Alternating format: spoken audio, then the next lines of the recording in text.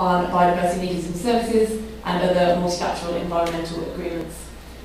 We have a huge source of potential information here to feed into some of the broader processes, and hopefully we'll do more of that in the future as IBES becomes more established.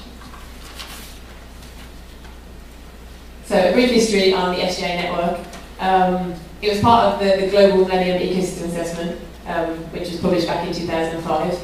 And as a part of this, sub-global assessments were established on multiple scales, recognising that ecosystem services are highly differentiated over space and time, and as are the needs of decision makers. Initially, there was 18 approved sub-global assessments and 15 with associated status. And as the kind of ecosystem service concept has rocketed and team assessments have also taken off, the network has started to spread into broader inclusion, and now we have over 90 sub-global assessments around the world on various scales.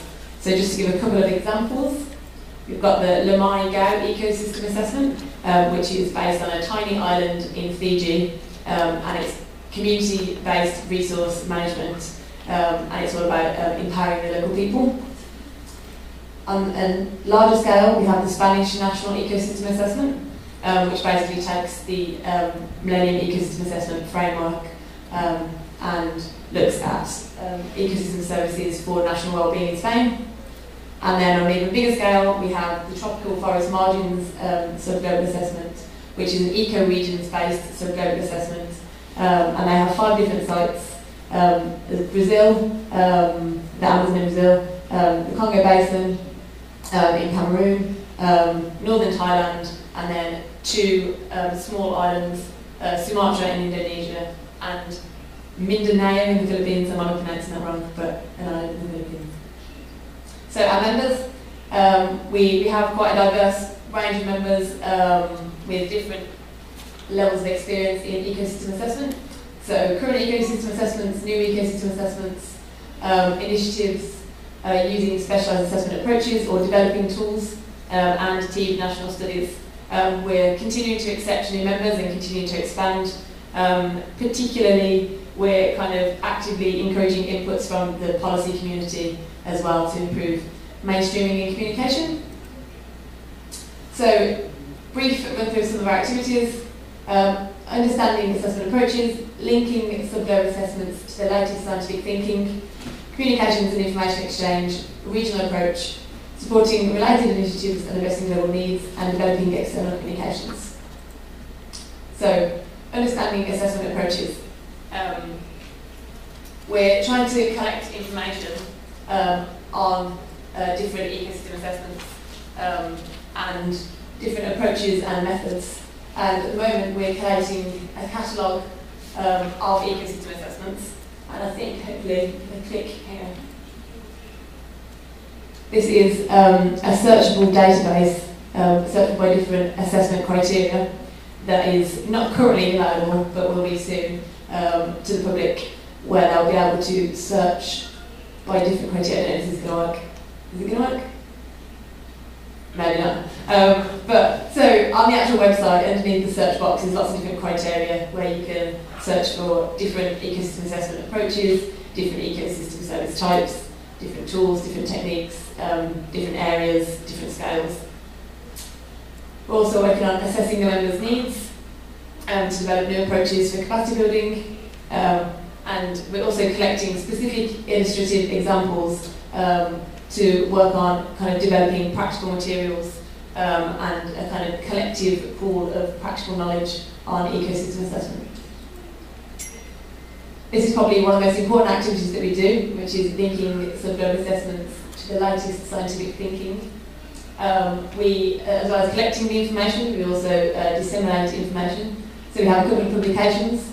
There's the MA Methods Manual there, which is for ecosystem assessment practitioners. And we also have measuring and monitoring the ecosystem services at the site scale. Both of these have been published, and we're also currently working on finalising a lessons learned document for new ecosystem assessment practitioners, which is aimed to be a practical document at kind of first steps when you're going into an ecosystem assessment. Another one of the major things that we do are interactive workshops. These are really important for capacity building, and we try to make them as practical as possible. As an example, we recently had a capacity building workshop in Portland on tools and techniques, and we're also having one here on Tuesday, which is also on tools and techniques. And we aim to base these around the members' needs. And we also have another capacity building workshop coming up in Malaysia, which is based on the whole ecosystem assessment process. Additionally, we have links to innovative initiatives. So we have some of the TEED guys helping us out with the TEED process and valuation. We have links to ESP, which is DOS network. And then, while we're practitioners, a network of ecosystem assessment practitioners, they're more a network of academics, researchers and scientists, and they help us to develop the underlying science and concepts and methodologies that we can bring to the practitioners to use out in the field. We also have some connections with the Natural Capital Project through Invest, which was mentioned earlier, and they help us to do the training in mapping and valuing ecosystem services. We have a big communications and information exchange culture. We have annual meetings, which are always really productive, great to bring people together and get them kind of cooperating, discussing on potential collaborations. We discuss the progress of the network throughout the year, and we let the members then set the direction for the following year. We also have a website and a quarterly newsletter, which is for keeping practitioners in touch all the time. All the information we collect is available on the website, so that practitioners have access to it.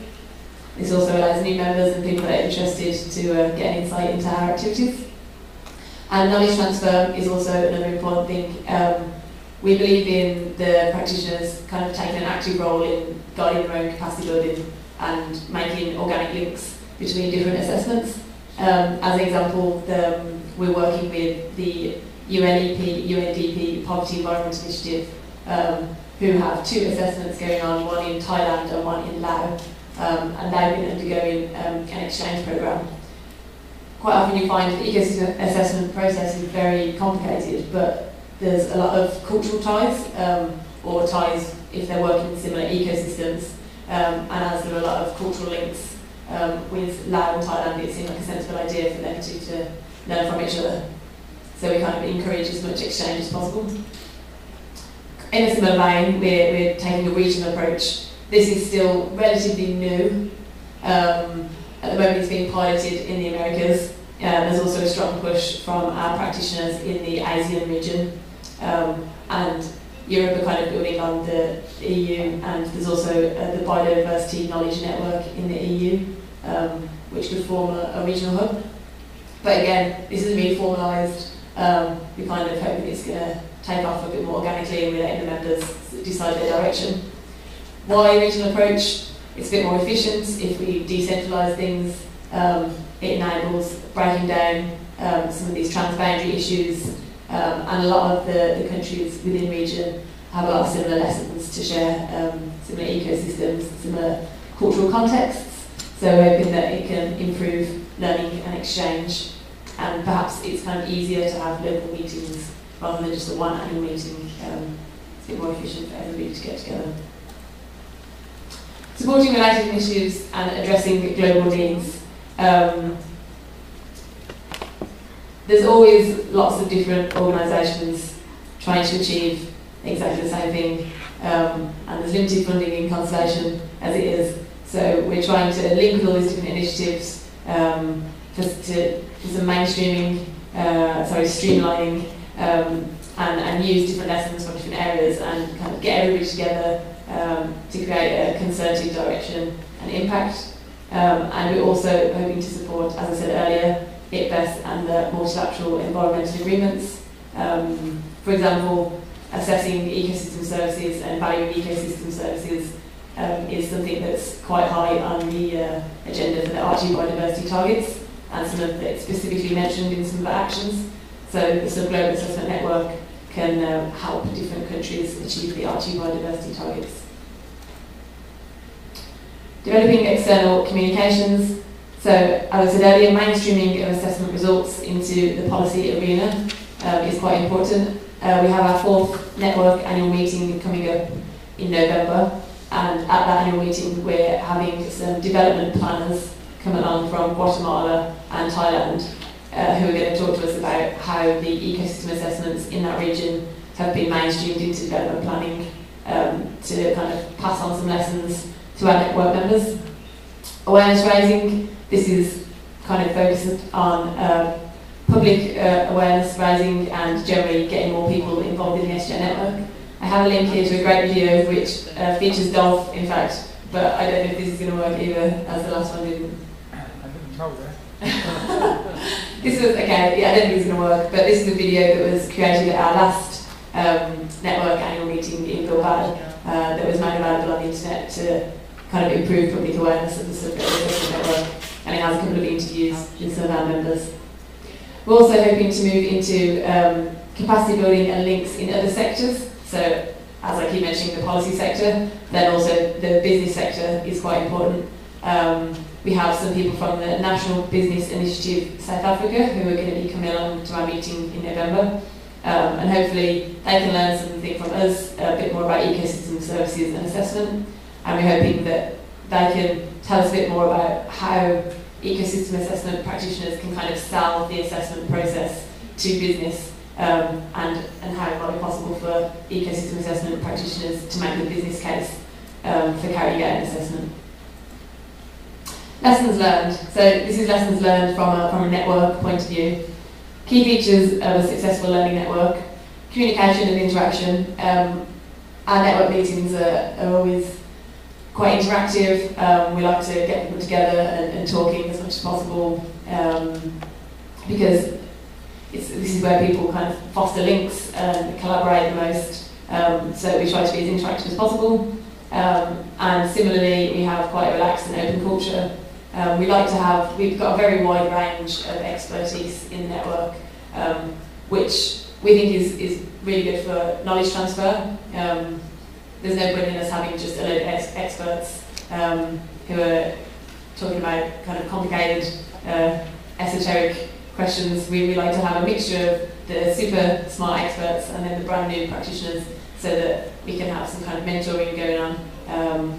And we take the experts' opinions and feed that into our capacity building for the brand new practitioners. And as I say, we're always trying to grow the network and get more people to join. So brand new people embarking on assessments is what we're looking for. Understanding the needs of the members of the network is very important. We've tried to focus all our activities recently on exactly what the network members are asking for, what they would like in terms of capacity building.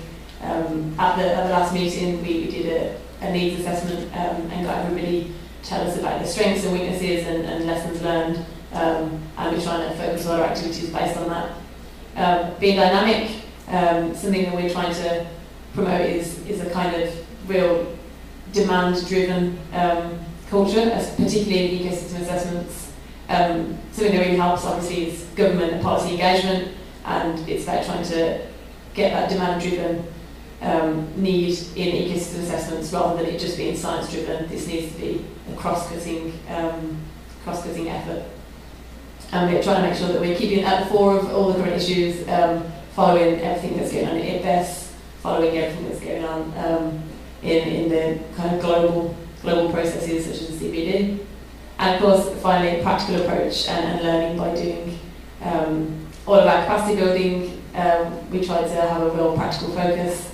And all of our kind of capacity building tools that we publish, we try to give them a real practical approach as well, step by step of how to do something.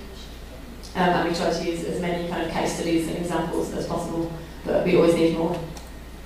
Challenges in the future. Technical challenges, this is something that we're working on. This is what our capacity building is all about. But of course, there's always a need for more scientific expertise, more tools, more lessons that we can take to our network members. Funding challenges, of course, this is the age-old concern in conservation, and this is something that our network members continuously list as a challenge for them.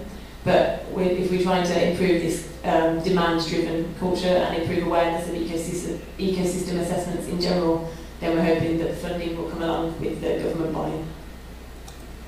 and policy challenges, policy communication and mainstreaming. And of course, all of these different things are linked. And fundamentally what we really need is just more information, more support to go out there and conduct more ecosystem assessments. The better information that we have, the more we can turn that into policy relevant information and persuade the policy people to really buy into this ecosystem assessment process. At the moment, all the sort of global assessment network funds is purely based on organising people, getting people together, and capacity building. It'd be fantastic if we could have in the future some more ability to encourage more studies, to collect more information, and be able to improve the capacity building and lessons learned that we already have.